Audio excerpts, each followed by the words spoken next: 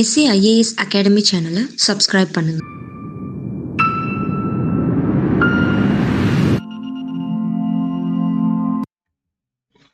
So, good evening.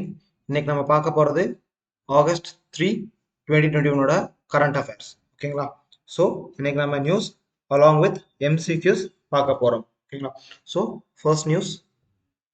Supreme Court questions stayed on cases under 66A. Section 66A. Citizens are still being booked under it. Says play. ஓகேங்களா? So இது என்ன issue அப்படிங்கிறத அடுத்து பார்த்துருவோம். So question and ஆன்சரை first பார்த்துருவோம். ஓகேங்களா? So recently the section 66A was in news even after Supreme Court struck it down as stating unconstitutional. Which among the following act does the contentious section 66A is related to? ஓகேங்களா? 66A section 66A அப்படிங்கிறத வந்து பார்த்தீங்க அப்படின்னா supreme court அப்படிங்கிறவங்க இதில் அரசியலமைப்பு சட்டத்துக்கு எதிராக இருக்குன்னு சொல்லி இதை கேன்சல் பண்ணிட்டாங்க. ஓகேங்களா?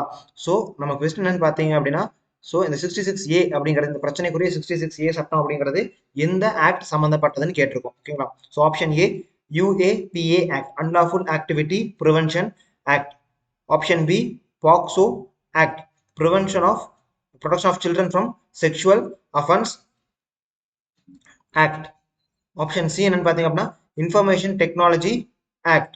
ஸோ ஆப்ஷன் டி என்னன்னு பார்த்தீங்க அப்படின்னா FERA foreign exchange regulation act. ஓகேங்களா? ஸோ இதில் கரெக்டான ஆன்சர் என்னன்னு பார்த்தீங்க அப்படின்னா option C information technology act. ஓகேங்களா? ஸோ ஐடி ஆக்ட்ல இருக்கக்கூடிய ஒரு செக்ஷன் தான் என்னன்னு பார்த்தீங்க அப்படின்னா செக்ஷன் 66A அப்படிங்கிறது. ஸோ இந்த செக்ஷன் 66A வந்து பார்த்தீங்க அப்படின்னா 2015 வந்து சுப்ரீம் கோர்ட் அப்படிங்கிறவங்க அன்கான்ஸ்டிடியூஷன் அப்படின்னு சொல்லி இதை கேன்சல் பண்ணிட்டாங்க. ஓகேங்களா?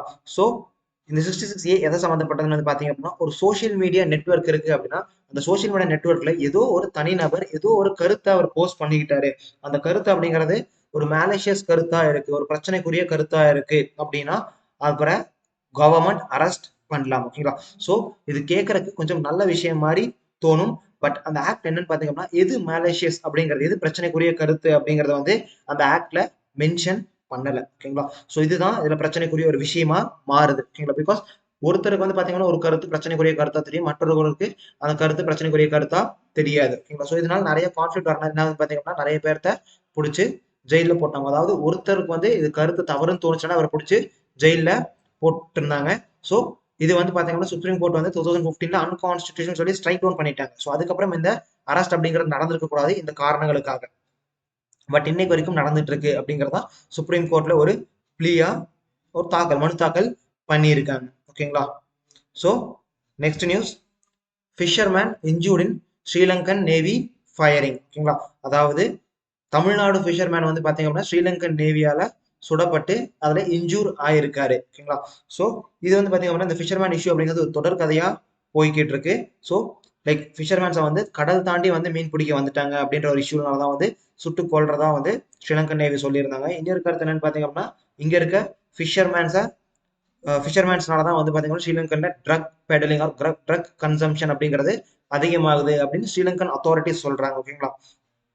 ஸோ பட் முக்கியமா சொல்லக்கூடிய விஷயம் அதிகமா கம்ப்ளைண்ட் வரக்கூடிய எதை பேஸ் பண்ணி பாத்தீங்க அப்படின்னா எல்லை தாண்டி மீன் பிடிச்சனாலதான் நாங்க அவங்க படகு பறிமுதல் பண்ணிட்டோம், சுட வேண்டியதா போச்சு. ஸோ இந்த மாதிரி எல்லாம் நிறைய நியூஸ் நம்ம பார்த்திருப்போம் இல்லைங்களா?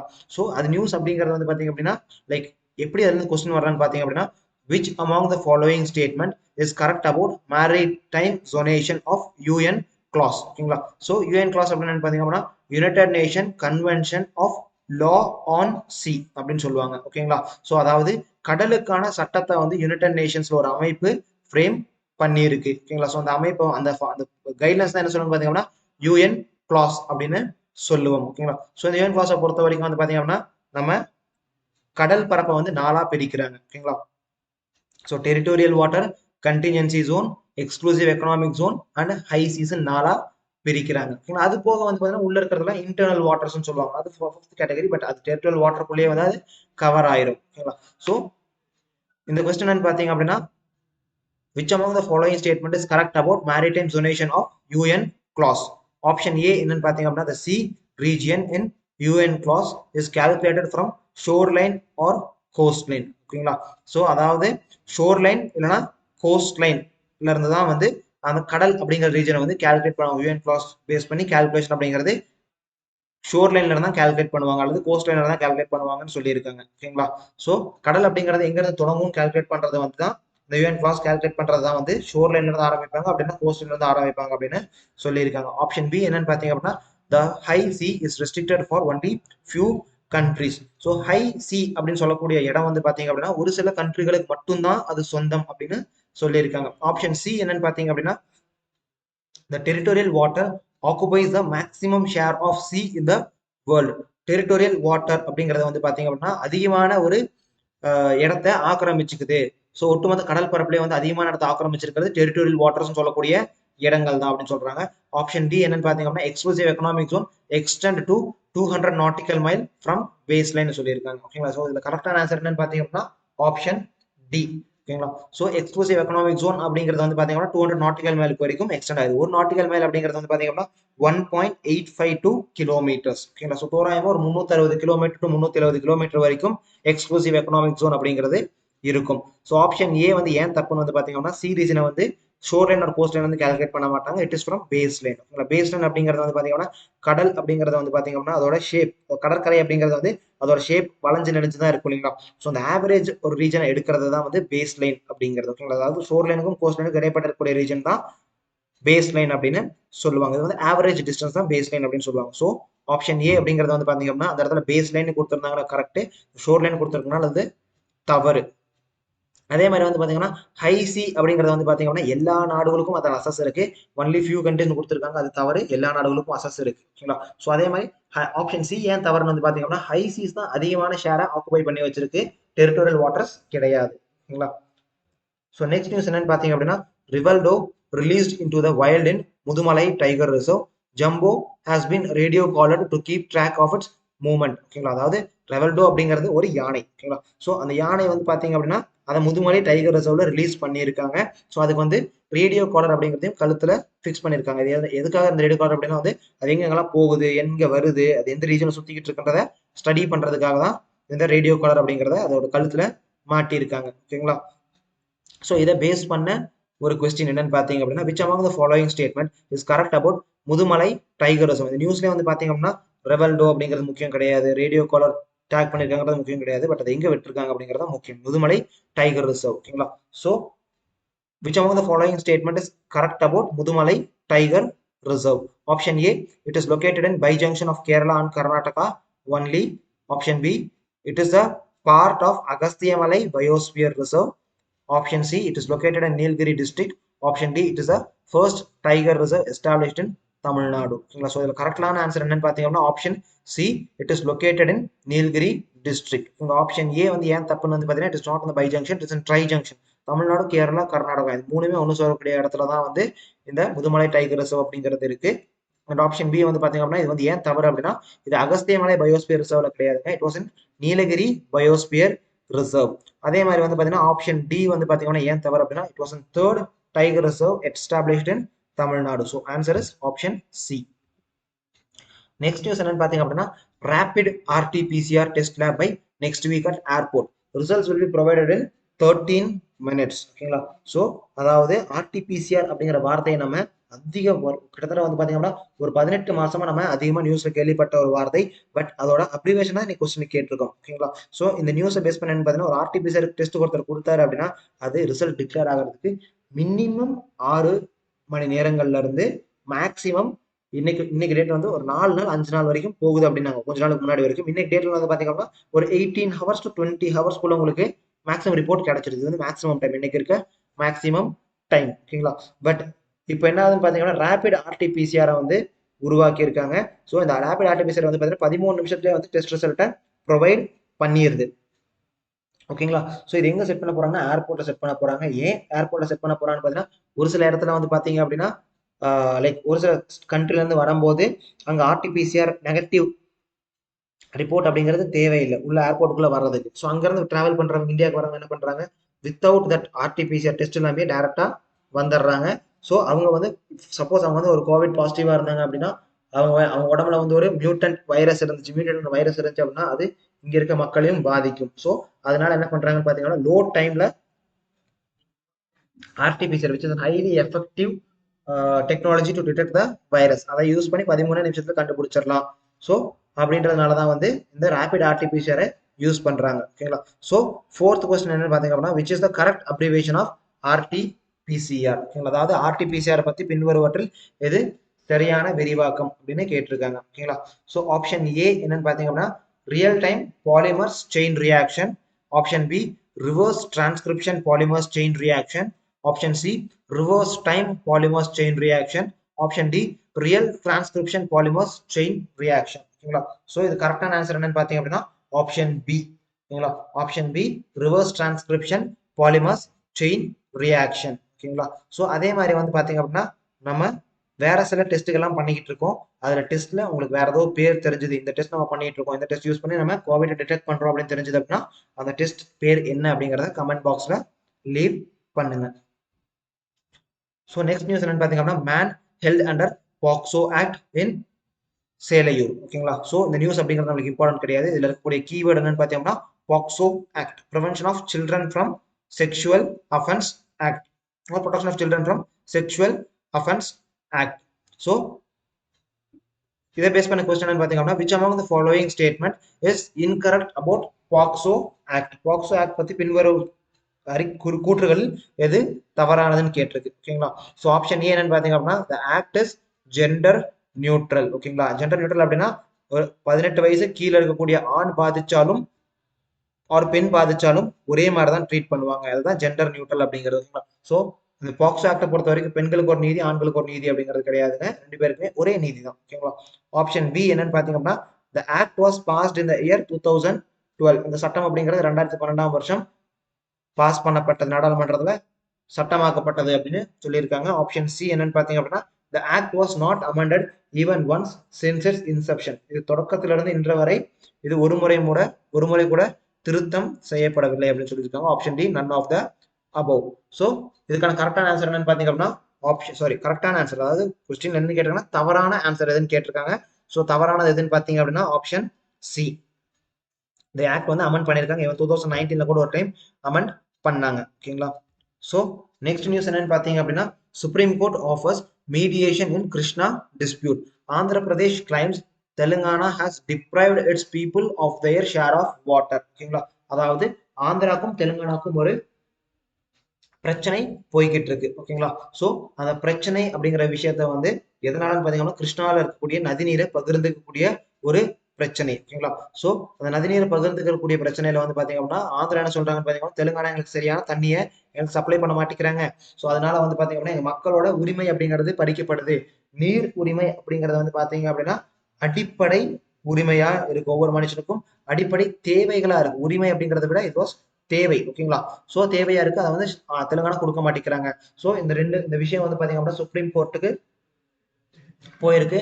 ஸோ சுப்ரீம் கோர்ட் வந்து பாத்தீங்க அப்படின்னா இதுக்கு ரூலிங் கொடுத்துருக்காங்க. ஐ மீன் ஒரு ஆர்டர் பாஸ் பண்ணிருக்கீங்க. என்னன்னு பாத்தீங்க அப்படின்னா சுப்ரீம் கோர்ட் அப்படிங்கிறவங்க நாங்க இந்த விஷயத்துல மீடியேட் பண்ண வரதுக்கு ரெடி. ஸோ நாங்க மத்தியஸ்தம் பண்ண தயார் அப்படின்னு சொல்லியிருக்காங்க. ஓகேங்களா. ஸோ இதை பேஸ் பண்ண கொஸ்டின் என்னன்னு பாத்தீங்க அப்படின்னா which among the following article deals with interstate river water dispute. ஓகேங்களா. ஸோ ஆப்ஷன் ஏ என்னன்னு பாத்தீங்க அப்படின்னா article 260, option B article 261, option C article 262, option D article 263. ஓகேங்களா. இது கரெக்டான ஆன்சர் என்னன்னு பாத்தீங்க அப்படின்னா ஆர்டிகல் 262. ஓகேங்களா. சோ கிருஷ்ணா நதியோடைய ட்ரிபியூட்ரிஸ், ஏதாவது ரெண்டு ட்ரிபியூட்ரிஸ் எனி டூ தெரிஞ்சது அப்படின்னா கமெண்ட்ல போஸ்ட் பண்ணுங்க. நெக்ஸ்ட் நியூஸ் என்னன்னு பாத்தீங்க அப்படின்னா ஆந்திர பிரதேஷ் கார்பரேஷன் டு மைன் கோல் இன் மத்திய பிரதேஷ். ஓகேங்களா. சோ ஆந்திர பிரதேஷ் கார்பரேஷன் அதாவது கவர்மெண்ட். ஓகேங்களா. சோ அவங்க என்ன பண்றாங்கன்னு பாத்தீங்கன்னா மத்திய பிரதேஷ்ல நிலக்கரி சுரங்கத்துல இருந்து நிலக்கரியை வெட்டி எடுக்கிறதுக்கு பெர்மிஷன் வாங்கியிருக்காங்க, கேட்டிருந்தாங்க. அது மத்திய பிரதேஷ் கவர்மெண்ட்டும் கொடுத்துட்டாங்க. ஓகேங்களா. ஸோ இப்போ ஆந்திர பிரதேஷ் கவர்மெண்ட் அஃபிஷியலா போய் மத்திய பிரதேஷ்ல கோல் மைனிங் பண்ணலாம். ஓகேங்களா. இதுக்கு முன்னாடி எப்படி இருந்துச்சுன்னு வந்து பாத்தீங்கன்னா பிரைவேட் வந்து மைன் பண்ணிட்டு இருந்தாங்க. பிரைவேட்ல இருந்து ஆந்திர பிரதேஷ் அந்த கோல்ஸை வாங்கிக்கிட்டு இருந்தாங்க. இப்ப என்ன பண்றாங்கன்னா அவங்களே ஒரு அமைப்பை தொடங்கி கவர்மெண்ட் அமைப்பை தொடங்கி அந்த அமைப்பு மூலியமா கோல் மைனிங் பண்ண போறாங்க. ஓகேங்களா. சோ இதை பேஸ் பண்ண கொஸ்டின் என்னன்னு பாத்தீங்க அப்படின்னா which among the following is the high quality coal. ஓகேங்களா. சோ ஹை குவாலிட்டி கோல் பின்வருவற்றில் எது உயர்தர நிலக்கரி அப்படின்னு கேட்டிருக்கோம். ஓகேங்களா. So option A anthracite, option B bituminous, option C lignite, option D peat. ஓகேங்களா? ஸோ இதுக்கான கரெக்ட் ஆன்சர் என்னன்னு பார்த்தீங்கன்னா ஆப்ஷன் ஏ ஆந்த்ரசைட். ஸோ வேற எந்தெந்த மாநிலங்கள்ல கோல் அப்படிங்கிறது மைன் பண்ணப்படலாம் அப்படிங்கிறதும், எந்த ஸ்டேட்ல கோல் மைனிங் அப்படிங்கிறது ஃபேமஸ் அப்படிங்கிறதும் கொஸ்டின் கேட்கலாம். ஸோ அதுக்கான ஆன்சர் தெரிஞ்சது அப்படின்னா கமெண்ட் பாக்ஸ்ல போஸ்ட் பண்ணலாம். எந்த மாநிலத்துல அதிகமான கோல் ஆர் கோல் இஸ், எந்த மாநிலத்துல பெஸ்ட் குவாலிட்டி ஆஃப் கோல் அப்படிங்கிறது நம்மளுக்கு கிடைக்குது, ஆர் தமிழ்நாட்டுல என்ன குவாலிட்டி ஆஃப் கோல் அதிகமா நம்மளுக்கு கிடைக்குதுன்னு தெரிஞ்சாலும் கமெண்ட் பாக்ஸ்ல போஸ்ட் பண்ணுங்க. So next news also related to Andhra Pradesh. Andhra Pradesh reports 4,209 black fungus cases. ஓகேங்களா? So after Covid black fungus அப்படிங்கிறது வந்து பார்த்தீங்க அப்படின்னா ஒரு சீரியஸ் இஷ்யூவை கிரியேட் பண்ணிக்கிட்டு இருக்கு. பட் என்னதான் கோவிட் லெவலுக்கு வந்து அதிகமான மக்கள் கோவிட்ல பாதிக்கிறத விட குறைவான மக்கள் பாதிச்சாலும் இதுல மார்டாலிட்டி, அதாவது சாகர வீதம், அதாவது இறப்பு வீதம் அப்படிங்கிறது அதிகமா இருக்கும் கம்பேர் டு COVID-19. ஓகேங்களா? ஸோ அதுவும் வந்து பாத்தீங்க அப்படின்னா இது ஈஸியா இம்யூன் காம்ப்ரமைஸ்ட், அதாவது குறைந்த இம்யூனிட்டி இருக்க மக்களை ஈஸியா அட்டாக் பண்ணிடுது. ஸோ இது வந்து பாத்தீங்க அப்படின்னா COVID-19 ரெக்கவர் ஆகி வந்தவங்களையும் இது பயங்கரமா அட்டாக் பண்ணிக்கிட்டு இருக்கு இந்த பிளாக் ஃபங்கஸ் அப்படிங்கிற பூஞ்சை நோய். ஓகேங்களா? ஸோ இது வந்து பாத்தீங்க அப்படின்னா ஆல்ரெடி நம்ம சுற்றுப்புறத்துலையும் நம்ம என்விரான்மெண்ட்ல இருக்கக்கூடிய ஒரு ஃபங்கஸ் தான் இது. இதுக்கு முன்னாடியும் அட்டாக் பண்ணுச்சு. யாருன்னு பாத்தீங்க அப்படின்னா யார் யாருக்குள்ள இம்யூனிட்டி ரொம்ப கம்மியா இருக்கோ அவங்கள அட்டாக் பண்ணுச்சு. ஸோ சாதாரணமா மண்ணில் கொஞ்சம் நீரம் இருக்கக்கூடிய இடத்துல இருக்கக்கூடிய அந்த கருப்பு பூஞ்சை அப்படிங்கிறது இதுக்கு முன்னாடி அட்டாக் பண்ணுச்சு. பட் இந்த லெவலுக்கு அட்டாக் பண்ணல. ஓகேங்களா? So maybe one in like ஒரு நாளைக்கு ஒரு ஹாஸ்பிட்டல்ல ஒரு 1000 கேஸ் பாக்குறாங்க அப்படின்னா அந்த 1000 கேஸ்ல ஒரு கேஸா இந்த பிளாக் ஃபங்கஸ் கேஸ் இருக்குமே ஒழிய இதெல்லாம் ரொம்ப லைக் அன்காமன் கேஸா இருந்துச்சு. ஓகேங்களா? ஸோ ஆப்ஷன் லைக் இந்த கொஸ்டின் என்னன்னு பாத்தீங்கன்னா black fungus is officially known as. ஓகேங்களா? அதுதான் question. Option A mucormycosis, option B மைகாட், ஆப்ஷன் சி ரியூகர்மைகோசிஸ், option D none of the above. So இதுக்கான கரெக்டான ஆன்சர் என்னன்னு பாத்தீங்க அப்படின்னா ஆப்ஷன் ஏ மியூகர் மைகோசிஸ். ஓகேங்களா?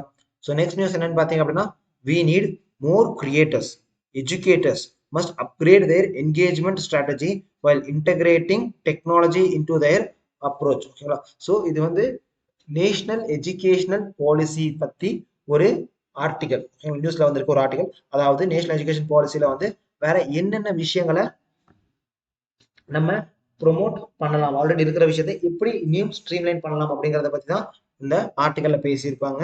ஸோ நம்ம நியூ எஜுகேஷன் பாலிசி என்னன்னு அப்படிங்கறத வேற ஒரு கரண்ட் அஃபேர்ஸ் வீடியோல நம்ம பேசுவோம். ஓகேங்களா? ஸோ இந்த ஆர்டிகல் என்ன சொல்லியிருக்காங்கன்னு பாத்தீங்க அப்படின்னா நம்ம கிட்ட வந்து பாத்தீங்க அப்படின்னா எஜுகேட்டர்ஸ் அப்படிங்கிறவங்க வந்து பாத்தீங்க அப்படின்னா they should be creators. ஓகேங்களா? அதாவது இருக்கிற ரிசோர்ஸை இனோவேட்டர்ஸா இருக்கணும்னு சொல்லலைங்க, கிரியேட்டர்ஸா இருக்கணும். ஸோ இருக்கிற ரிசோர்ஸஸ் எப்படி எஃபெக்டிவா யூட்டிலைஸ் பண்றதுன்னு தெரிஞ்சிருக்கணும் அவங்களுக்கு. அதே மாதிரி டெக்னாலஜியை அவங்களோட டீச்சிங் மெத்தடாலஜி கூட வந்து இன்டெகிரேட் பண்ண தெரிஞ்சிருக்கணும் அப்படிங்கறது தான் சொல்றாங்க. ஓகேங்களா? ஸோ 9th question என்னன்னு பாத்தீங்க அப்படின்னா who is the chairman of the committee who framed national education policy of 2019. 2019 national education policy draft release பண்ணாங்க. 2016 வந்து இதுக்கான குழுவை அமைச்சிட்டாங்க. ஓகேங்களா? பட் அவங்க டிராஃப்ட் சப்மிட் பண்ணது 2019 தான் டிராஃப்ட் சப்மிட் பண்ணாங்க. ஸோ அந்த கமிட்டியோட சேர்மேன் யாருன்னு கேட்டிருக்காங்க. Option A Gadgil committee, option B Shanthakumar committee, option C Ashok Dalwai committee, option D K Kasturirangan committee. ஓகேங்களா? ஸோ இதுல கரெக்டான ஆன்சர் என்னன்னு பாத்தீங்க அப்படின்னா option D K Kasturirangan committee. ஓகேங்களா? ஸோ கேட்கில் கமிட்டி எதனுடன் தொடர்பு இருக்கான்னு பாத்தீங்க, எதுடன் சம்பந்தப்பட்டன்னு பாத்தீங்க அப்படின்னா protection and conservation of Western Ghats. ஓகேங்களா? வெஸ்டர்ன் காட்ஸை வந்து கன்சர்வ் பண்றதுக்காக ஒரு கமிட்டி அமைச்சாங்க. அந்த கமிட்டியோட சேர்மன் யாருன்னு பாத்தீங்க அப்படின்னா கேட்கில் அப்படிங்கிறவர். ஓகேங்களா? ஸோ அது வந்து அந்த அமைப்பு தான் வந்து பாத்தீங்க அப்படின்னா எக்கோ சென்சிட்டிவ் ஜோன்ஸா வந்து வெஸ்டர்ன் காட்ஸா பிரிச்சது. ஓகேங்களா? ஆப்ஷன் பி என்னன்னு பாத்தீங்க அப்படின்னா சாந்தகுமார் கமிட்டி. ஸோ இவர் எதை சம்பந்தப்பட்டதுன்னு பாத்தீங்க அப்படின்னா restructuring of public distribution system, அதாவது பொது விநியோக திட்டம் இருக்கு இல்லைங்களா, நம்ம ரேஷன் கடையில இருக்கு இல்லைங்களா, அந்த முறையவே மாற்றி அமைச்சவர் யாருன்னு பாத்தீங்க அப்படின்னா சாந்தகுமார் அப்படிங்கிறவர். அவர் கொடுத்த ரெக்கமெண்டேஷன் பேஸ் பண்ணி தான் வந்து பாத்தீங்க அப்படின்னா இன்னைக்கு நம்ம பிடிஎஸ்ல, அதாவது ரேஷன் கடையில் வாங்கிட்டு இருக்க பல விதமான பயோமெட்ரிக் யூஸ் பண்றதாகட்டும், ஸோ அது ரேஷன் ஷாப் மூலமாவே கேஷ் டிஸ்ட்ரிபியூட் பண்றதாகட்டும், இதெல்லாம் வந்து சாந்தகுமார் கமிட்டி ரெக்கமெண்ட் பண்ண ஒரு வழிமுறைகள் தான். ஓகேங்களா? ஆப்ஷன் சி அசோக் தால்வாய் கமிட்டி அப்படிங்கிற ஒரு எதோட ரிலேட் பண்ணவர் பாத்தீங்க அப்படின்னா ஃபார்மர், அதாவது டபுளிங் த ஃபார்மர் இன்கம் சம்பந்தப்பட்டவர். ஓகேங்களா? இவர் வந்து ஒரு சில வழிமுறைகளை சொல்லியிருக்காரு, அதை ஃபாலோ பண்ணீங்க அப்படின்னா 2017ல இவர் சொன்னாரு 2022க்குள்ள ஃபார்மர் இன்கம் அப்படிங்கிறது டபுள் ஆயிரும் அப்படிங்கிறது தான் இவரோட கமிட்டி ரிப்போர்ட். ஓகேங்களா? ஸோ கஸ்தூரிரங்கன் அப்படிங்கிறவர் நேஷனல் எஜுகேஷன் பாலிசியை